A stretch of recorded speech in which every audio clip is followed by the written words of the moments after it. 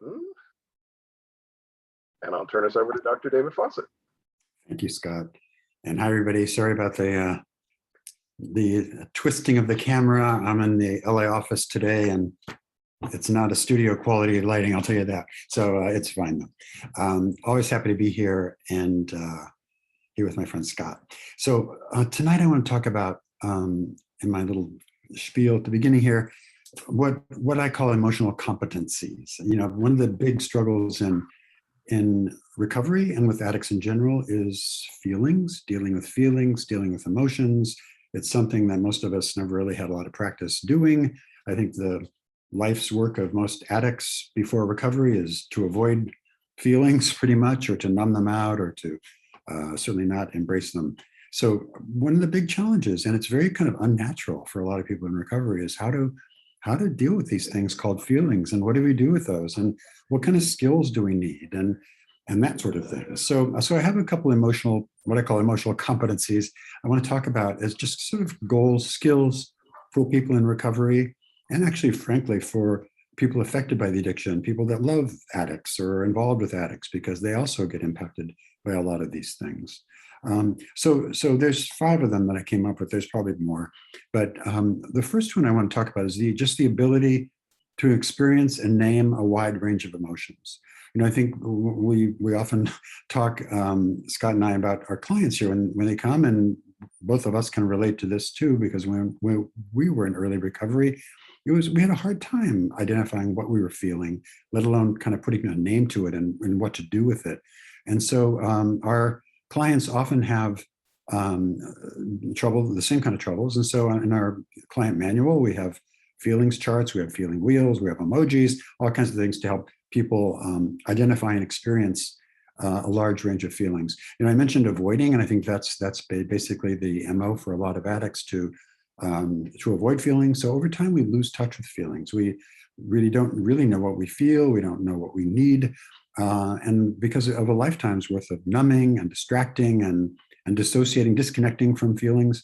So this is a real problem. And so it's almost like learning a foreign language. We start to learn names of feelings almost a word at a time, and we learn to identify how we experience them in our bodies, where they're located, what they feel like, to make it kind of a 3-dimensional experience. And so I think we really need to embrace all the feelings. And I think some when we wake up, you know, in recovery, some are going to be bad, some are going to be good, but it's something that we really need to start to address.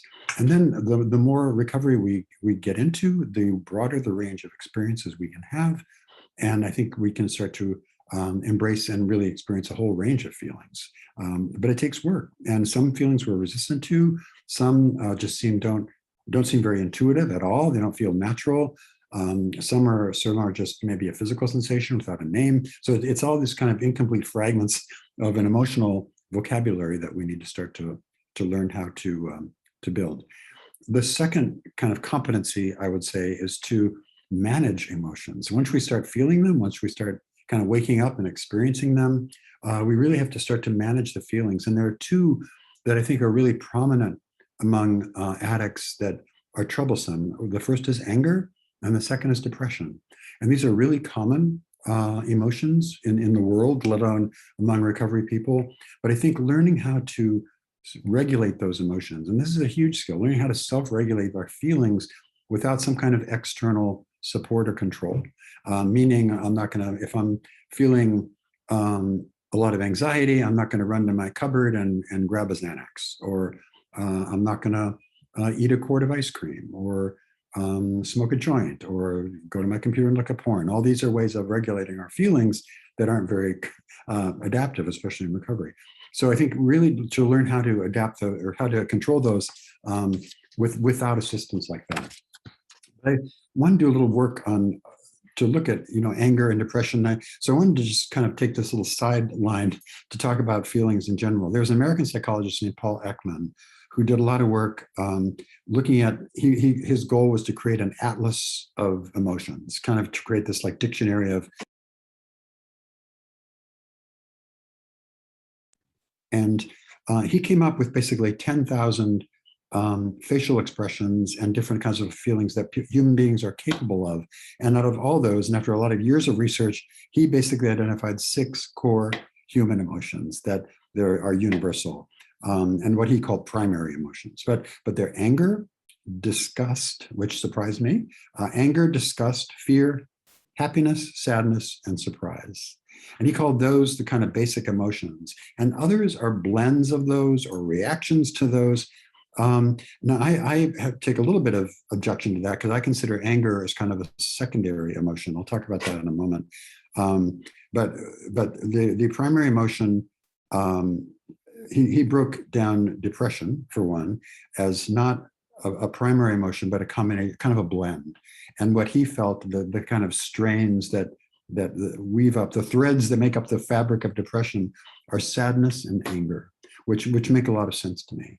And he also, and by the way, this from the literature we know, because we tend to think of those things as I'm either depressed or I'm anxious, but there's a lot of crossover.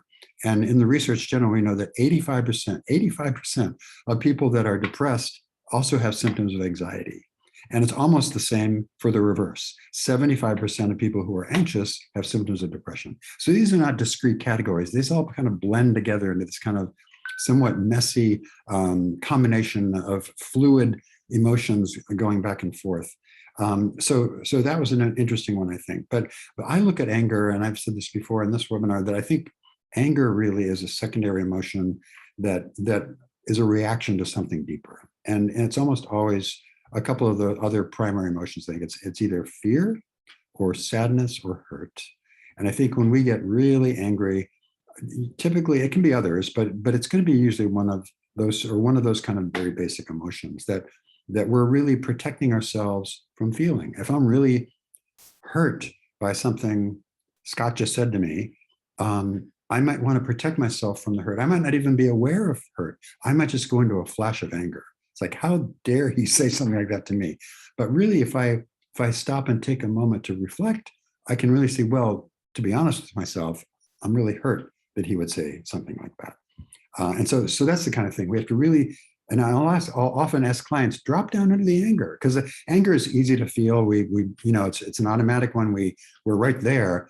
But if we can pause the anger and just like, hey, what's underneath that? It can be very informative and very helpful, and actually much more therapeutic.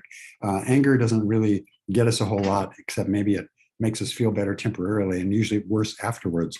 But if we can really drop down underneath, if I've been really hurt, then I can do something about that. I can go back to Scott later and say, gee, I felt really hurt when that happened, or when you said that, or whatever.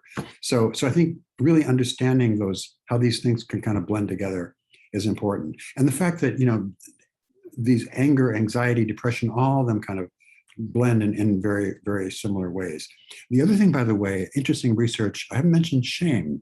Shame is another emotion that's very common, and it's probably the universal emotion among sex addicts, among all addicts really, but primarily we see it really pronounced among sex and porn addicts.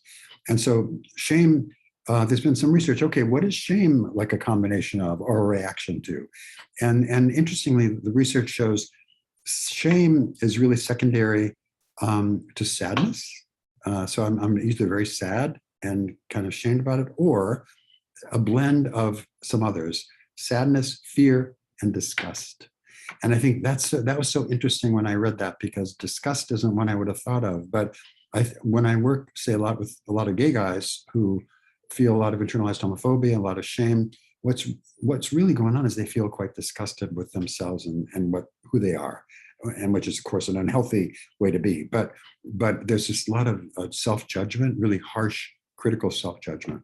So my point here is that these feelings are kind of maybe not as obvious as they seem at first. There's blends of things, there's flavors of things, but it's really important to kind of understand how these emotions interact and what our particular constellation, and I think each of us have kind of a unique constellation or pattern of how we react to things and what those emotions look like in us. Going back to those emotional competencies, I want to talk about the ability to shift emotional states. So I think, how many times have we gotten locked in to a certain feeling and we can't kind of shift out of it? So we need to know how to identify those feelings. What are the tasks, by the way? If we have a feeling, we need to be able to name it. We need to be able to identify it. We need to be able to express it. Like, this is what I'm feeling. This is how it looks. And then that can be by writing, by the way. It can be speaking. And then we need to release it. Where we get in trouble as human beings is that we don't release these things. Feelings are meant to be transient. Feelings are basically our body's information system. They're our warning system. They tell us what's going on. There are our sensory input that get filtered into these things. Say, wait, I have fear. Okay, there's a danger in the environment. What do I need to pay attention to? Or I'm hurt. What do I need to do to maybe protect myself? So I think these are they're not meant to be held on. I think one thing a lot of addicts do is they hold on to a feeling and they lock it in. And so maybe a fear state or a shame state, and we can't move it. And as long as those feelings are so rigid and locked in like that, it's really hard to move into recovery. So remember, feelings are supposed to be transient. We can't lock them down. We can't suppress them. We can't file them away. So that's important. The next one is the ability to stick with feelings and see what we can learn from them. So I think a lot of us learn, if there's a negative feeling like fear or shame or sadness, that the minute we get a glimmer of that, we defend it against it and either shove it aside, drink or drug or act out in some way to numb it or dissociate with it or disconnect from it, and we kind of lose it. And I do think, as I just said, these feelings are our warning system. They're our information system. And if we can't really take a feeling and stick with it long enough, linger with it long enough to get the message from it. Okay, what is this feeling trying to tell me? What is important for me to know about this? There's huge amounts of information that we're not getting. And so I think truly to be able to tolerate a feeling, and it's easy to tolerate happiness or joy, but it's quite another thing to tolerate grief or hurt or even shame, which isn't necessarily a healthy emotion. But if we're feeling it, what's it connected to? What can I learn from this? So I think that ability to sit with it, and ironically, one of the things that a lot of intensity addicts or sex and porn, chemsex addicts have trouble with is, we've talked about this before too, low energy states, boredom, the kind of sitting with that, with an empty space, sitting with an hour before your next deployment with nothing to do. What do you do with those states? How do you deal with that boredom? That lack of intensity is also important. And we all need that to have that skill. And not that we should sit around doing nothing all the time, but we can't be busy all the time either. Human beings and our minds need downtime. We need that quiet space. So that's really important as well. So to linger with them. And then finally, the ability to expand the capacity for empathy. Empathy is not really a feeling per se, but it's a skill. And it's a way of interacting with other human beings. And it's something that we have the built-in capacity to do. I've mentioned before, there's exciting neuroscience research going on with what we call the empathy circuits, the circuitry. About 10 years ago, they started starting to piece this together, but it's 10 or 11 right now. There are probably more parts of the brain, little pieces of the brain and systems of wiring and connections that form our empathy circuitry. And what that does, and by the way, the star of that circuitry are the mirror neurons, these little things on the side of our heads up here that give us the ability to feel what someone else is feeling just by observing them, by being connected with them. And that's pretty much, not totally, but a uniquely human experience. There's some other higher mammals that have that same ability. But this is what has allowed us as human beings to really evolve, because we can cooperate, we can collaborate, we can anticipate what somebody else is feeling, what they might need. It's a beautiful skill. And unfortunately, it's one of the first casualties of addiction. We lose that ability to have empathy for other people. This is particularly true with sex addiction and chemsex addiction. The amphetamines, the intensity addiction of sex and porn, all really start to cut off that ability. And it can be very extreme. With sex addicts, we see the ability not to really feel the pain that we're causing people that love us by our continued acting out behavior. We kind of disconnect from that. I think there's a way to protect ourselves. And by the way, in treatment, once people really do connect with that pain, it's devastating to realize what they've done to people that love them and that they love also through their addictive behavior. But it can be even more extreme. We see it with, for example, methamphetamine addicts, who there's these amazing studies where they show a meth addict slides of a face with different expressions: happy, sad, disappointed. And the meth addicts can't, their empathy is so disrupted, they can't identify what the feeling is on that face. And so these things are really impaired in these addictions. And that takes time and practice to pull back. Can it be restored? Yes. But it takes some of these emotional skills that we talked about before, these competencies, if you will, in order to truly develop those in development. So all these are ways of really connecting and improving our ability to really interact with others in the world and people that love us. So those are the competencies. Just, I want to close with just saying a few words about just emotions in general. I already said they're kind of our body's emotional information systems. They really help us identify what's going on with us. I said they're not permanent. I also want to say that we don't have to justify our feelings. We don't choose to have feelings. Feelings bubble up from within us. And so to say, well, that's stupid, or I shouldn't be feeling that, or, it doesn't even make sense, because feelings aren't facts. Feelings are what's coming up, and you have a right to your feelings. So if you're angry, if you're sad, if you're hurt, you have a right to that feeling. And so I think nobody can judge it, including you, but you have to really recognize it and ask yourself, well, okay, why am I feeling this? What can I learn from it? And express it and let it go and move on. Don't get locked into it.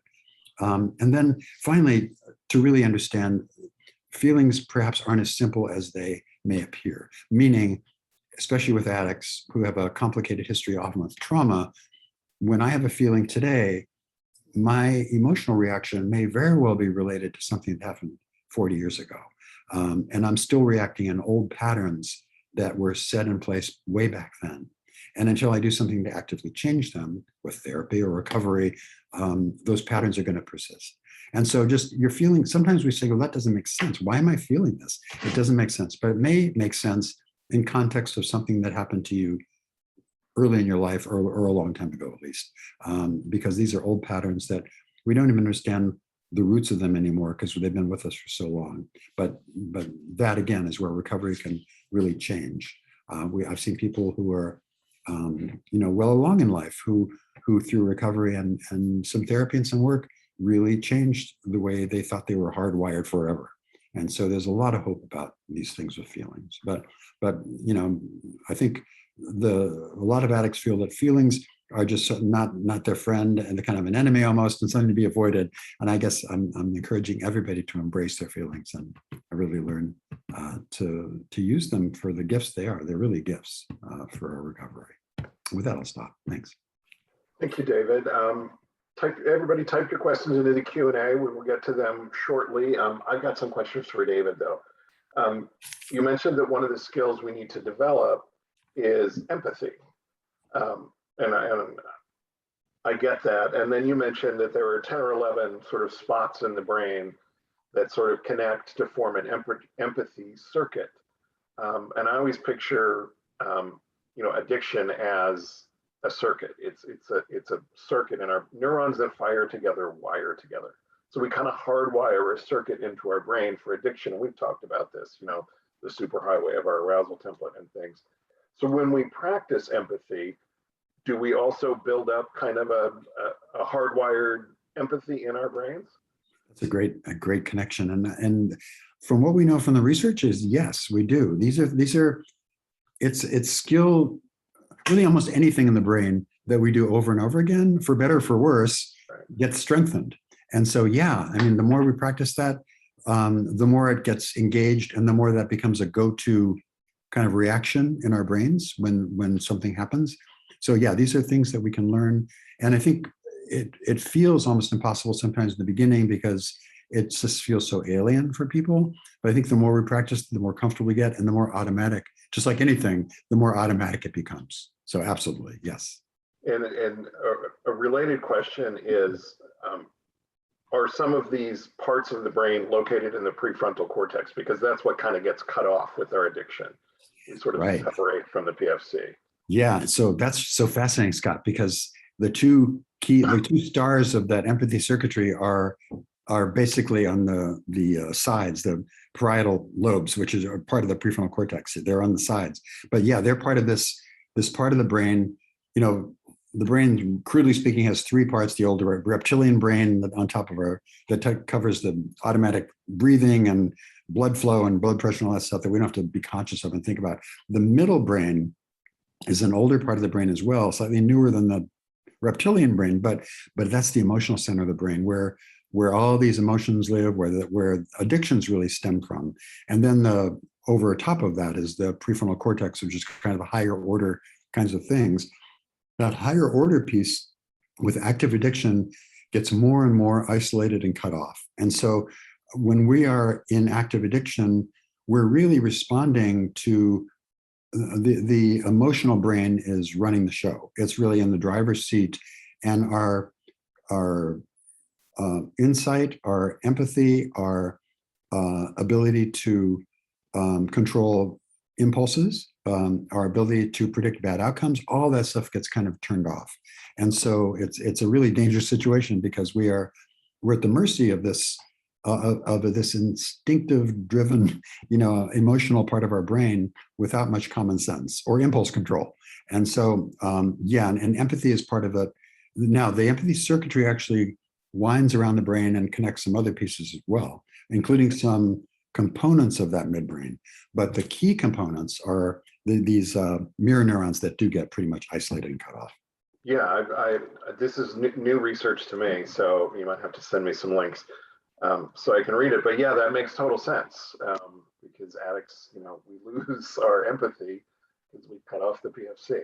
Right.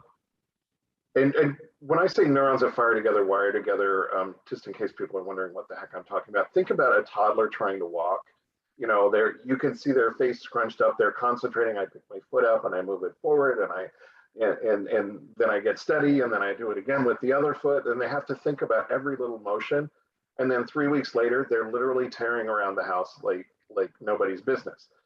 They develop this circuitry in the brain, and they never have to think about it again, unless they have a stroke or something and have to relearn how to walk. But we don't think about how to walk. We just do it once we learn it. Riding a bike, driving a car, playing the guitar, all that stuff. We develop a neural pathway that becomes automatic. So we can do that with empathy. Totally. My next question is feelings. We learn from feelings. You said that. I always wonder if when I identify a feeling, should I also be identifying the need that's not being met, which is why I'm having the feeling? Does that go with every feeling, or is that sometimes, or is that, or am I way off base?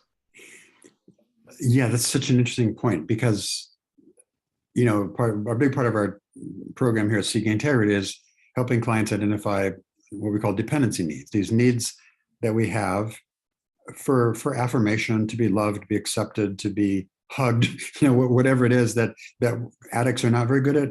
First of all, knowing. Very often we don't know what we need, but certainly then not good at asking for it. And so feelings, basically, I remembered I talked about feelings as kind of this information system. So a feeling that I'm getting is a clue that I have some need. And so, yeah, I think that's a logical next question. It's like, okay, what need is it? I'm feeling really sad right now. Okay, so the next question is, okay, what is it that I need? And maybe I just need somebody to listen, or I need a hug, or it could be anything. But I think that's the very logical next question when we do identify a feeling is like, okay, what's going on? What does it mean? What is it trying to tell me? And I think that's why I think addicts are so bad at asking for what they need, because we've cut off the feelings for so long. We don't have the first part of that equation. We don't have any experience with that. Under it. Yeah. And addicts, like one of my number one triggers is boredom. And the need is I need some stimulation. And, my lizard brain says, I know how to get it. The reptile brain says, bored, yay, stimulation. Right. And that doesn't meet the need. I mean, it meets the need for stimulation, but it doesn't meet the other needs, which are for connection and interaction and things like that. And so we have to not only identify the need, but find a healthy way to meet the need, which is what addicts don't do. We skip over the emotion, we have the need, and we find an unhealthy way to meet it. We just don't want to feel any of it. Without much conscious process either, without really deciding, okay, how can I meet this need? That's not even in the cards. Yeah, I go from 0 to 3 hours of porn with no thoughts. You just boom. Okay, my last question, I promise this is my last one. Can I share screen a little bit? I want to show the feelings wheel. This is the one that I use. It's a feelingswheel.com. Can you guys see this? No, I can't at least. Share screen. Here we go. One more try. Share. There we go. All right.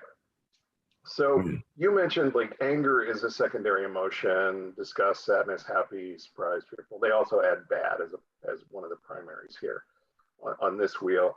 And then we kind of work our way out, and you can see down here, ashamed.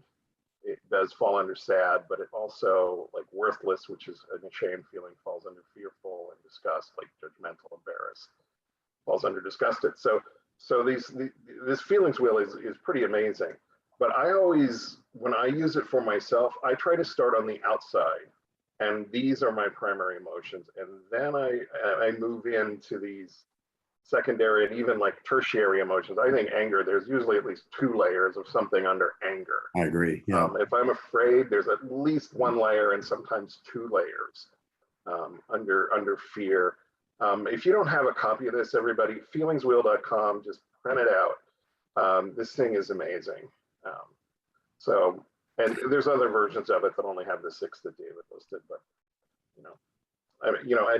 but I love that they listed bad, because then, David, I'm sure you experienced this at the treatment center. I mean, the guys I work with in online groups, are you feeling it? I feel bad. Well, that's really non-specific. Okay, let's dig a little. I'm sad. Okay, again, non-specific. So we work our way out to get more specific. I don't know if you have any comments on that, but I just wanted to share and make sure people understand what a feeling looks like. I love this because it provides some relationships between these different feelings. For somebody who doesn't have much experience with feelings and doesn't quite understand them, it helps kind of put the relationships together. It's like, oh yeah, if I'm indignant, maybe there's some bitterness there, or maybe that's, it helps me connect the dots really. So yeah, I think it's brilliant. I just, as a joke, by the way, there's one, you've probably seen this around for the avoidant personality. Every single thing says fine. I'm fine, thanks. Yes. Which is, how are you feeling? I'm fine, thanks. Yeah. But no, this is great. I think everybody should have one. Yeah. Carrying around with them. Yeah, because when David and I were new, it was like a little emojis chart, and it was just like sad with a sad face, disgusted with a disgusted face. But this, I like the feelings wheel because it helps me connect multiple feelings. Right. And it lets me know that I am slightly more emotionally complicated than I give myself credit for. I can be feeling several things at once, but they're probably related. Okay. Questions. Why would a sex addict who has no intention of giving up his longtime AP, fair partner, a fair partner, okay, repeatedly go back to intensives, but only after the wife and the therapist strongly urge that? So why would a sex addict who's not staying sober repeatedly go back to treatment? I think, well, there's a couple of reasons. One, I think sometimes to placate, somebody who's upset, to kind of begrudgingly, agree to do something just to maybe quiet the storm a little bit. I think that maybe is good for a couple times. I don't know that people repeatedly go back to treatment. Maybe they do, but I think we often see people going through the motions to calm external circumstances, whether that's legal or professional or marital or whatever. So I think there's very often external motivations. I would say a lot of the time, people come here to seeking integrity, at least initially, because they had no choice because their wives were going to leave them, or they're going to lose their professional license, or whatever. What our job is, and quick, is to kind of convert that. Yeah, you're here. It'd be great if you could save your marriage, but ultimately people have to be here for themselves, right? And no disrespect to the marriage, of course, but I think people have to get sober and in recovery because they need to do it for themselves. And otherwise, in my experience, if I'm coming to treatment, not because I really want to do it for me, but to make my partner not complain so much, I'm not going to stay sober. It's just that we have to internalize it. The primary motivation has to at least include me and wanting to connect and having that motivation. Otherwise, it's just not going to work. So I think, yeah, people can go to treatment repeatedly or go to intensives or whatever, but unless they're really doing it ultimately for themselves, it's not going to work very well. Yeah, David, you just told my story. I mean, when I came into recovery, I had no intention of changing my behavior. What I wanted was for my consequences to go away. Right. I wanted everybody to think I was doing something about the problem that they all thought I had that I didn't think I had. Right. So I went through the motions, and nothing got better. I'm an alcoholic and a drug addict and a sex addict, and I would spin from one to the other, to the other, to the other, and I'd get I'd take a 30-day chip in one program and be like, woo, I'm so awesome. Meanwhile, I was drinking and drugging like a wild man, and then I'd feel bad about that, and so I'd get sober from substances but still be acting out sexually. And so I did that for a couple of years.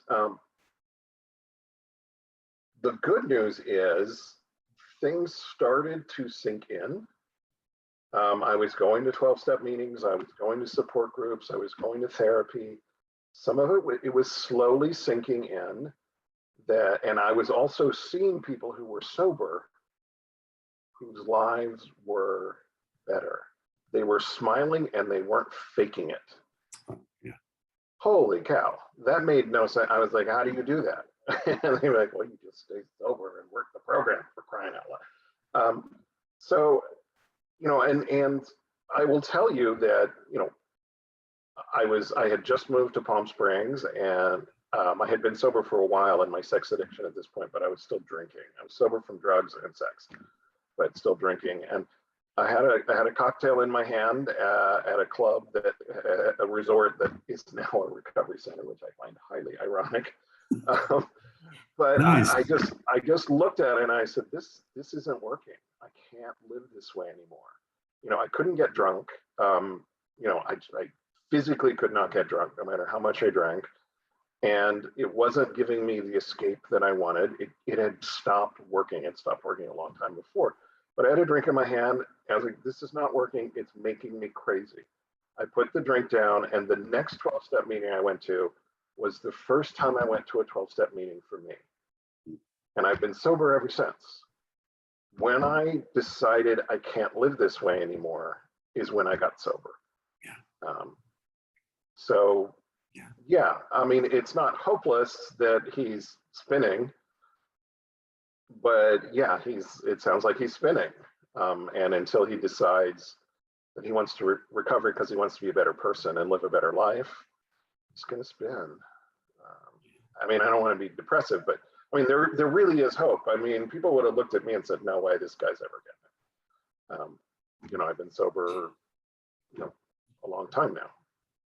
There's really interesting research too from the drug addiction world that looks at the outcomes of people who go to treatment for drug and alcohol use and how they got there. People that are mandated to treatment versus people that go voluntarily. And basically the outcomes are the same. So it doesn't really matter how you get there. But if you can make that internal transition we're talking about believing that, okay, ultimately I need to do this for myself to be a better person, then that's the key indicator. If I were forced to go, or if I got there voluntarily, maybe my 14th time, but I'm finally there for me. And I think that's the key. That's the key. Yeah, it's the 12-inch drop from the brain to the heart. I understood in my brain. I mean, when I first got to recovery, I did not understand in my brain that I had a problem. Long before I got sober and stayed sober from everything, I understood up here I have some serious problems. Yeah. But it was just that one click one day. I just looked at the drink and said, it's not working. And it went boom and dropped 12 inches into my heart. And it stayed there. So. Yeah. Great.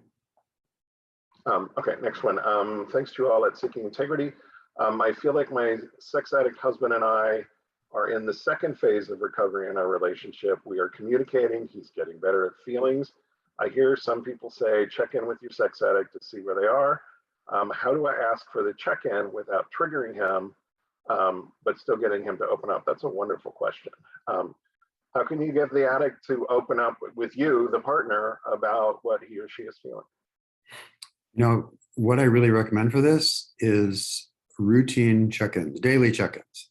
And it's the same principle I think I tell my clients too. Don't get in the habit of daily calls to your sponsor or to people in ours, because it's so easy to call on a good day and share good news. Then when you're having a bad day, you're already in the habit of calling, you just go and make that call.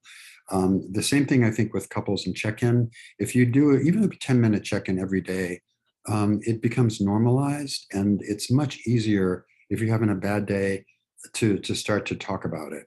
I think, we have to be careful with each other. We have to be sensitive, but I don't think we can walk around on tiptoeing around for fear of setting somebody off, right? If somebody is going to be set off, it's because they choose to allow themselves to be triggered or to act out.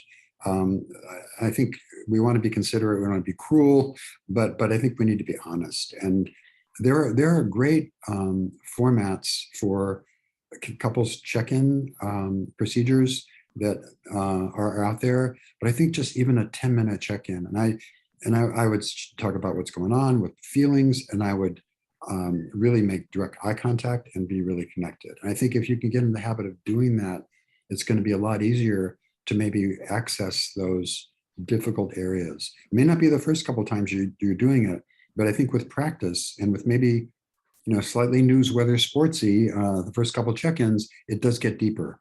And I think very quickly you can start to establish those deeper shares where people are really starting to get honest with what's going on. And I think if we can, approach each other with respect and with concern and care, I think huge strides can be made very quickly, actually. Yeah, a lot of couples therapists they preach about the FANOS check-in, FANOS, feelings, affirmations or appreciations, needs, ownership, which you need to take ownership of, and then struggles or sobriety issues. And that I know a lot of people who use that and find that it works. Yeah. And I agree with David. Set a time daily, do it, and get used to it. And it will be awkward for a while, but then the couples I know who do it really have come to appreciate it. They come to look forward to that part of their day. Right. Yeah. And I would just, I would say, face to face, close. I asked my couples to hold hands so there's no squirming away, and make eye contact, and really be connected, and good things will happen. Yeah, this is a good question. Are mirror neurons affected in addiction? And I'm going to say, do they sort of shrivel up and die, or do they just get cut off? Yeah, so they're definitely affected by addiction, but they really kind of go more offline. They're that part of the brain, as we mentioned earlier, just kind of literally the neural pathways kind of fray between the midbrain and the prefrontal cortex. And that's true in all addictions, by the way, but profoundly so with intensity addiction. So it does happen. They're there. They can come back. They're not like permanently damaged, but they do basically. It's like they're turned off for a while, as that whole prefrontal cortex is. And by the way, there's a whole series of things that happen with that particular phenomenon, right? The prefrontal cortex, as I mentioned, controls impulse control. So you just imagine the scenario you're at the mercy of this midbrain that's firing on instinct to use and go and do things, and there's no adult in the room saying, "Wait, that's not a good idea," and pushing back. So there's that. There's feelings of hopelessness, there's a lot of hopelessness. So it's a perfect storm because you're impulsive, you're feeling hopeless, you're feeling depressed, you have no impulse control, and it's a bad scenario. The good news though is that comes back with practice. It does come back. They're not damaged per se. So let me ask a follow-up question. When we take the addiction out of the equation, when we take the numbing agent out of the equation, and the PFC comes back online and we start feeling empathy and things, it can kind of be a free-for-all, right? I mean, we're like, boom, we're feeling everything and we don't know how to deal with it. That's a great point, because one thing that happens naturally as we mature as children and adolescents and adults is that we learn how to manage this resource we have in our brains with these mirror neurons. And so we learn how to have boundaries and how not to get overwhelmed. And there are people that are overly empathetic. So certain empaths particularly, who are very sensitive to other people's energy and their feelings. And the danger with that, and Scott, what you're talking about when they first come back online, the danger is that we can get so engrossed in somebody else's experience that we kind of lose ourselves. And I've had patients like that where they would get so involved in what the other person's feeling, they would lose what they're feeling themselves. So it's really important to have boundaries and to really be careful about that and to protect yourself. I think therapists really are trained. We have a lot of training in terms of boundaries and how to, not just the sexual boundaries, and obviously, but in terms of how to protect ourselves and to not overly identify with the client, or not how to get lost in their issues and so caught up in their pain that we're feeling pain too. So that there is an ability to feel and be aware, yet not merge with that other person. And that's a really critical point. Yeah, thank you for bringing that up, because that is a danger that we can kind of merge and become one with the other person, which isn't a healthy situation either. And I swear I wasn't reading ahead, but this is a question that's right on this topic, but a little bit different. Can you talk about the concept that we mentioned recently about how an addict's emotional maturity is often stuck at the age where they started acting out and becoming addicted, and how an addict needs to acknowledge that and work to mature their emotional intelligence to help with recovery and empathy? So very related question, certainly. Yeah, that's a great question, a great comment. That it's a kind of a truism around 12-step program that, we kind of stop where we picked up our drinking. And in my own case, that was certainly true. I think, Scott, you and I talked about this last week or somewhere recently. We talk about it, yeah, fairly often. Yeah. So, in my own case, I'm an alcoholic in recovery and started basically with high school binge drinking and stuff. But when I first got into recovery, and I didn't have that long a career, I got sober in my 20s, but still, I was very conscious of the feelings, the thoughts I had were like they were thawing out from 10 years before, like adolescent kinds of thoughts. And I think very much our emotional development, when you think about the damage an addiction does, right? It's all about kind of cutting off emotions and stopping emotional growth and really seriously impacting our ability to relate to other people and connect and attach. And so it makes sense that, yeah, all that would be frozen in place. And so we have clients, who are 60, 70 years old, who've been acting out all their lives, and they get into recovery. And in many ways, emotionally, they're adolescents because they've never gone past that. And so, and that's not a hopeless situation either, by the way. People can rapidly, learn how to have emotional intelligence, if you will. But it's true that those aspects of our lives really do get frozen in place because they haven't developed. There was no experience there to mature. So yeah, that's absolutely true. This next one is a comment, but more than a question, but I'll read it. A mirror neuron is a neuron that fires both when an animal acts and when the animal observes the same action performed by another. Thus, the neuron mirrors the behavior of the other as though the observer were itself acting. Such neurons have been directly observed in human and primate species and birds. The really great study is the one with the chimpanzees. Chimpanzees apparently like ice cream. If you eat ice cream in front of a chimpanzee, they will start to salivate because they're mirror neurons. They know that that's ice cream and it's yummy. So Right. But there are other studies too. Yeah, and birds, they've done studies with I believe ducks. And dolphins, I think, and whales and certain other higher primates. Or mammals, not primates, but mammals. Restructuring the biological tables here. You know, kingdom, phylum, family, class, I don't know, family, class, genus, order, species, something like that. I used to know Whatever. that. Yeah. 10th grade biology.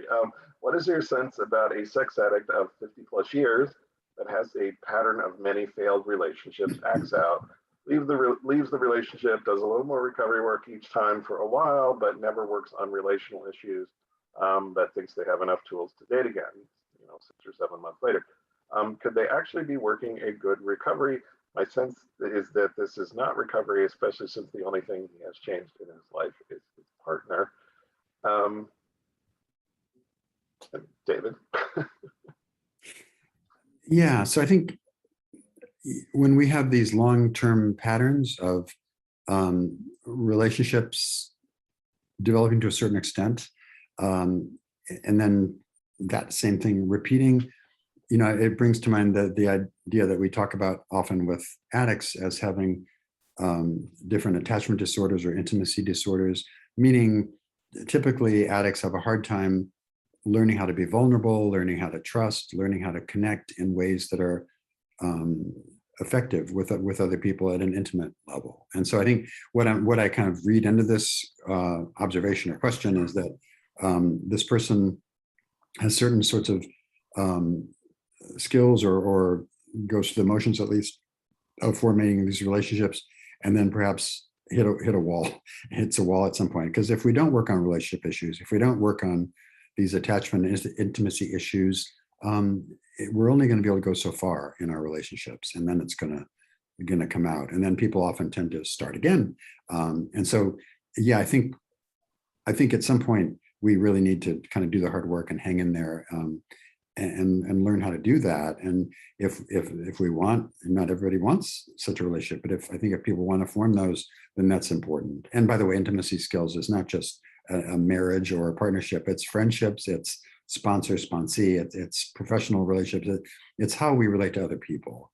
And, we talk here about intimacy between the guys in our group. And it's intimacy because it's intimacy defined as being vulnerable, learning how to trust, learning how to share what's on your mind, learning how to hear what other people have to say to you, even if it's not what you want to hear, those kind of skills that are important in human relationships. So it's not just intimacy as we think of it as with a couple, but I think those skills are really essential. And they're certainly essential if you want to be doing dating and have kind of serious relationships. You can only go so far if you don't really work on those, in my opinion. Yeah, if nothing changes, nothing changes. And, that's an old recovery saying. And when I first heard it, I was like, well, that makes no sense. Shut up. But in point of fact, it makes perfect sense. If I don't do some work to change my life, I'm going to create the same problems over and over and over and over and over. Paying it lip service is not enough. So, we have exercises that we do with clients at the center, that we do in our online work groups, which are for sex addicts and porn addicts, and that show up in Dr. Rob's Sex Addiction 101 workbook. One of them is a dating exercise. It's a traffic signals dating plan. Red lights, yellow lights, green lights. But it starts out with goals. Here's what I want out of a relationship. I want a long-term partnership. I want this, I want that, got to get clear on those. And then red lights are like, somebody who is still married, or somebody who still lives with mom and dad, or, somebody who has no job and hasn't had one for 7 years, or, these are red lights. These are not people that most of us want to date. And then there are yellow lights, like somebody's constantly late, or somebody, you catch them in a lie once in a while, or they don't have any. None of our friends like that person. Yeah, our friends don't like them. That's a big, that's like a red light. It should be. I mean, yeah. If our friends don't like the person we're dating, we should stop dating them because they're not the right person. Our friends care about us. It's not like they're sitting around going, let's tell David that that person he's dating is awful because I like David better when he's single. That is not a conversation that happens ever. Um, let's tell David that that person he's dating is awful because they're awful. Right. He deserves so much better. And then there are green lights, like we have lots in common and we have fun together and my friends like them and they like my friends and I like their friends and their friends like me and blah, blah, blah. And we have the same relational goals long term. And then with this plan in place, we say, okay, now you don't get to do this on your own. You need a posse. You need every step of the way, you need at least 3 people to check in with. Like I had a first date and we had coffee and it was okay. I don't know if there was sparks there, but we seemed to have fun. Okay, try date number 2, you know, things like that. So, I mean, these are like changes that have to make. We have to invite other people into our lives to get some feedback or our brain will keep doing the same thing over and over. Yeah. So, For sure. For sure. Okay. This is a follow-up to that question. Yes, the addict hits the wall and then starts out again. The family watches from the sidelines and watches another unsuspecting partner drag through the trauma. Yeah, I'm sorry to hear that. And then we got a question here. Could you define a little more about intimacy among other people than the spouse and the importance of that? This is a wonderful question. Why is intimacy with people other than the spouse so important? And who should it be with? And how should we develop it? Great question. So let me start by saying one of the things we often do talk about consciously here at Seeking Integrity is we have a group of guys, you know, all men, some gay, some straight, doesn't matter, sitting around in a group, and we talk about how they're developing intimacy skills. And I think it's the first sometimes people go, well, because they think of intimacy as something just between a husband and wife or in a family or in that intimate relationship, as we call it. But intimacy skills and intimacy really is the ability to get close to another human being. And it doesn't have to be a sexual relationship. It doesn't have to be a marriage. It can be, intimacy can be with friends. I think we all have circles of friends with whom we're intimate to greater or lesser degree. Now, a spousal relationship is going to have perhaps more intimacy, more common, you know, more shared personal feelings and relationships and things like that.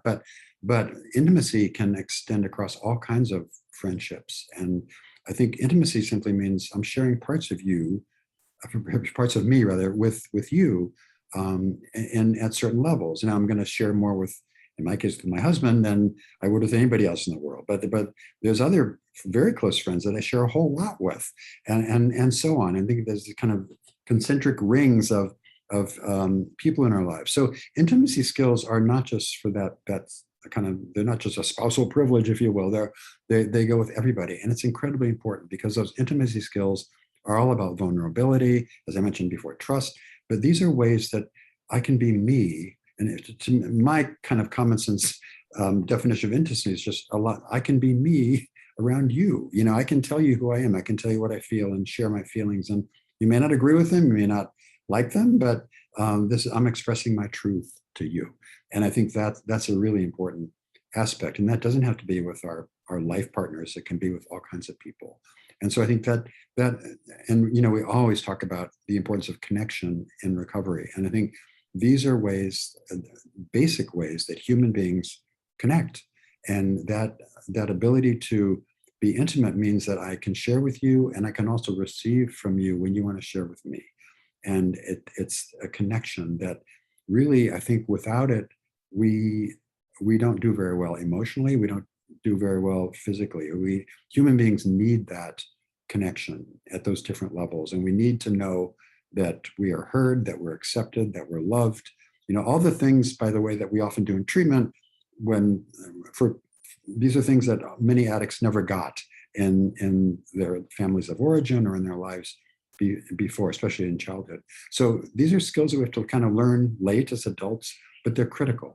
And they affect not just our marriages, but our friendships and our business relationships, and everything we do. But it's critically important.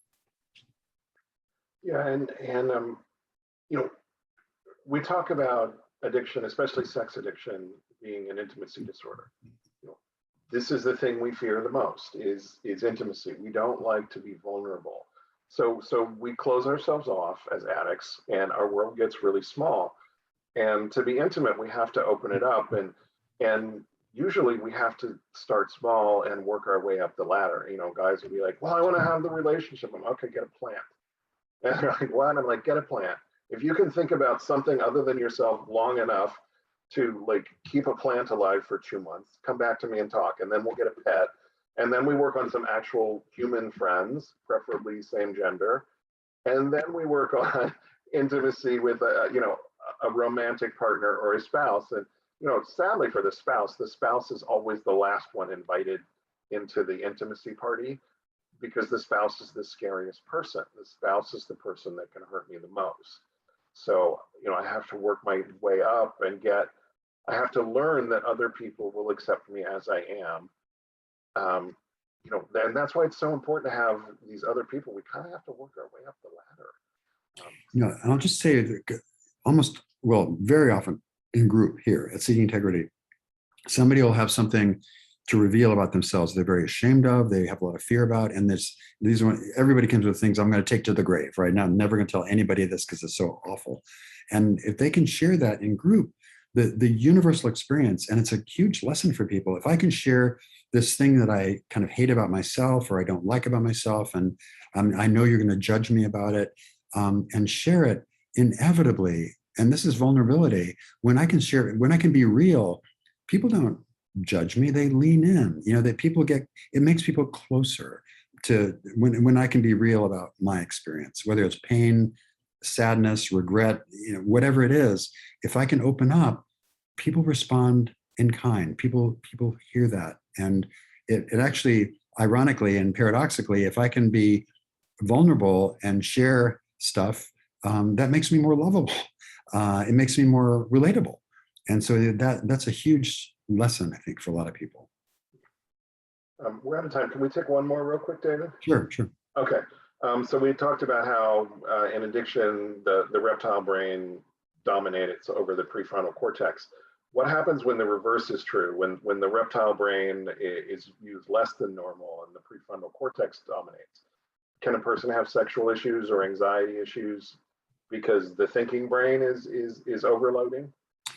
Yeah, and that's, I think oftentimes maybe it's compensatory for the addicts we see, but there's often this heavy emphasis on intellectualizing as a defense, right? The people are strictly up in their head, overthinking, and that's their kind of defense to the exclusion of any kind of feeling whatsoever. That's not a good balance either, obviously, and that can affect the ability to really be real and authentic and relate. And so if we're cutting off feelings totally, yeah, the feelings aren't in charge as they are in the flip side, but also we don't have that. We need both, right? We need balance. If we don't have that emotional component in our lives, there's really no meaning. There's no relationships. There's no joy. And I think a lot of times the strategy is if I can be in my head, and this is especially true for guys, I think that's a classic defense. If I don't feel anything, then I don't have to ever get hurt or disappointed or sad. And of course, we never feel joy or pleasure or connection or love either. So yeah, that's a real problem. We have to be in balance. That's the bottom line. And balance is something very hard for addicts for the most part, but that's the goal for sure. Yeah, thank you, David. Great topic, awesome topic. Thank you, everybody. Great questions today. And we will be back next week. Anything you want to say to take us out, David? No, just thanks everybody for being here and keep feeling. Good night, all. All right. Thanks, Scott. Bye-bye.